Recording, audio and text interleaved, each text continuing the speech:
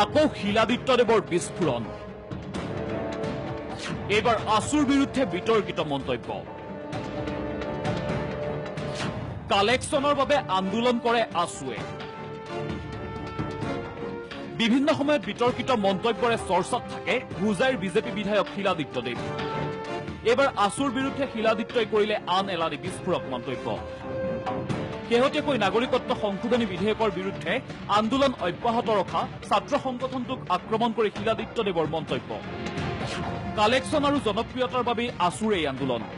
citizenship amendment বিল এতিয়া 2019 আগত পাছ নহয় বুলি মই স্পষ্টকৈ দেখা পাইছো তাৰ পাছতো সেইখিনি কথা কি নেতৃবৃন্দসকলে নুবুজে নে যিসকল আন্দোলন কৰি আছে উদ্দেশ্য হ'ল কালেকশ্যন পপুলাৰিটি গেইন কৰা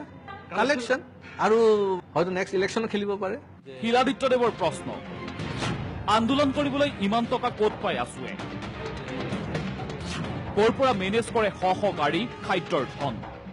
ইমান লাখ লাখ কোটি কোটি টকা তেওঁলোকে ক'ৰ পৰা পাই আছে কাৰণ এটা আন্দোলন কৰিব হলে পইচা লাগে শ শ গাড়ী আহিছে খোৱা ব্যৱস্থা হৈছে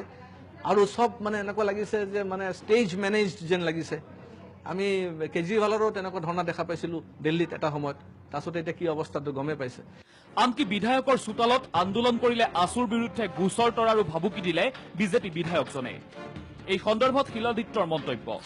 বিধায়কৰ চোতালত আন্দোলন হ'ব আছুৰ গুণ্ডাগিৰি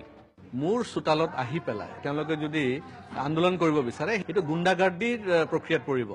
মই একদম ক্লিয়াৰ কাট ক'ব বিচাৰিছো যে আপোনালোকে ৰাজপথত কৰি থাকক কিন্তু কাৰোবাৰ চোতালত যাব নোৱাৰে এই অধিকাৰটো নাই এইটো কেছ অফ ট্ৰেছপাছিং পৰিব মোৰ চোতালত যদি আহে it will be a case of trespass আছুৰ বিৰুদ্ধে ছাত্ৰ ছাত্ৰীৰ জীৱন ধ্বংসৰো অভিযোগ উত্থাপন কৰিলে বিজেপি বিধায়ক শিলাদিত্যই তেওঁলোকে যে এতিয়া আকৌ হাজাৰ হাজাৰ লাখ লাখ ছাত্ৰ ছাত্ৰীসকলৰ ভৱিষ্যত নষ্ট কৰাৰ কাৰণে যে লাগি পৰিছে আছু আমাৰ আছাম আন্দোলনৰ সময়তে লাখ লাখ আমাৰ ষ্টুডেণ্টসকলৰ ভৱিষ্যত অন্ধকাৰত গ'ল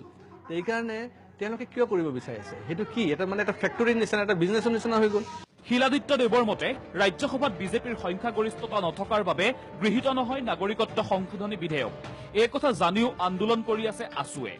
2019 আগত সিটিজেনশিপ এমেন্ডমেন্ট বিল পাছ হ'ব বুলি মইতো দেখা নাই কাৰণ ৰাজ্যসভাত মেজৰিটি নাই বিজেপিৰ তো মেজৰিটি যদি নাই আৰু 2019 চনত আমি এতিয়া লোকসভা ইলেকশ্যনত গৈ আছো তেতিয়া বিল যদি পাছ নহয় তেতিয়া কিয় এটা ইমান মানে তেওঁলোকে আন্দোলন কৰি আছে লোকপিয়লত অসমীয়া ভাষীৰ সংখ্যা হ্ৰাস পোৱাক লৈও তাৎপৰ্যপূৰ্ণ মন্তব্য কৰিলে শিলাদিত্যই তেওঁৰ মতে মুছলমানে নিজকে বঙালী বুলি পৰিচয় দিয়াৰ বাবেহে হ্ৰাস পাইছে অসমীয়া ভাষীৰ সংখ্যা সেইকাৰণে এইটো ক্লিয়াৰ কাট তাৰমানে এইটো হৈ গ'ল কি যে মুছলিম মানুহ এতিয়া অসমীয়া ভাষা নকয় বা অসমীয়া নিজক অসমীয়া বুলি পৰিচয় নিদিয়ে তেওঁলোকে কৈ আছে যে এতিয়া আমি বাঙালী ব্যুৰো ৰিপৰ্ট DY365